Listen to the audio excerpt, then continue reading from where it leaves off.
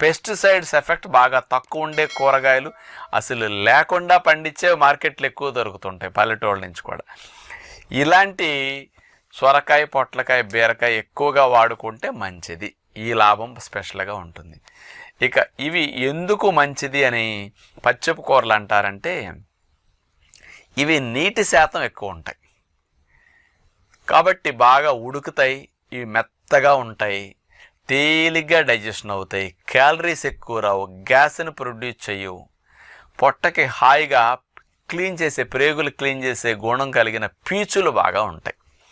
ఈ ముఖ్యంగా సొరకాయ, బీరకాయ చూడండి, తొక్కతో పాటు లేతగా ఉన్నప్పుడు అట్లా వండేసుకుంటారండి. ముదురుతుంది ఒక మాదిరిగా ఉన్నప్పుడు కొంచెం తొక్క చెక్కేస్తారు.